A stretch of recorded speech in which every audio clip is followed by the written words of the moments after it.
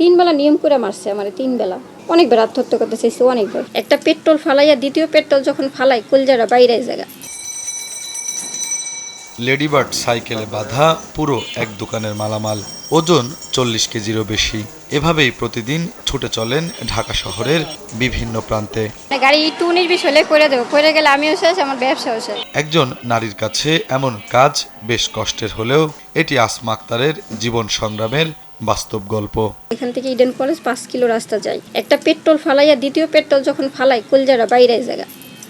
এই শরীর চায় কতবার যে ঘাম হইয়া আবার শরীরের ভিতর ঘাম শুকায় যায়।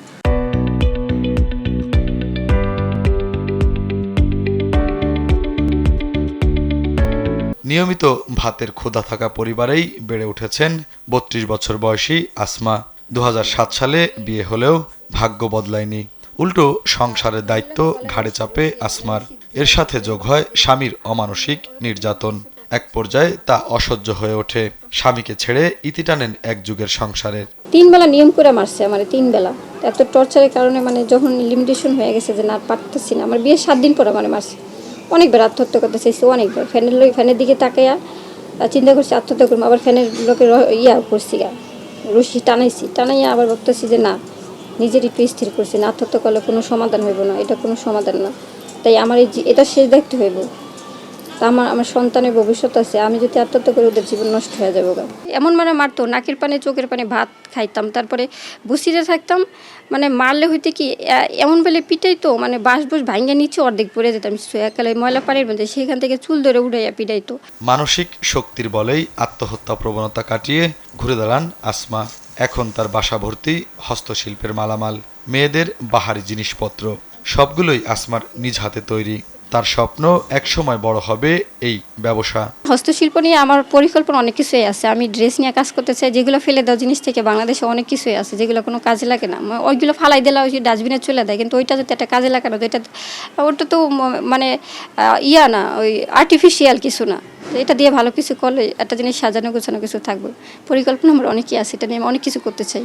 গার্মেন্টস, বাসাবাড়ির কাজ, ফুড পান্ডার ডেলিভারি সব করেছেন আসমা। তার 2 ছেলে মেয়ে, একজনের বয়স 16, অন্যজনের 14। একসময় নিজের ঠিকানা না থাকলে এখন তা হয়েছে। রাজধানীর হাজারীবাগে আসমা পরিচিত মুখ। আমার জীবনে যা হয়েছে লিমিটেশন ছাড়া, অত্যাচার আর কি, সব দিক থেকে লাঞ্ছনা, বঞ্চনা, অপমান, ফ্যামিলি। আমার স্বামী ভালোবাসে না দেখে আমি কোথাও কোনো দাম পাই না। তবে আমি এখন খুব ভালো আছি, সব মিলাই আর কি। কোনো এক ফুটপাতে দোকান বসিয়ে বেচাকেনা করে আবার ফেরেন নিজ বাসায়। সকাল 6টায় ঘুম থেকে উঠে পরিশ্রম শুরু হয় আসমার। শেষ হতে মধ্যরাত পেরিয়ে যায় কোনো দিন। বাংলাদেশে অনেক ছেলেমেয়েরা বেকার হয়ে রয়েছে, এদের জন্য আমি কিছু একটা কর্মস্থানের ব্যবস্থা করতে পারতাম। অন্তত না হলেও 200 থেকে 500 জন মানুষের জন্য কর্মস্থান ব্যবস্থা করা, যদি ওইরকম অবস্থান করতে পারি, তখন আমি মনে করবো আমি সফল। আমি যাবো অত দূর, আমি পারবো, হবে।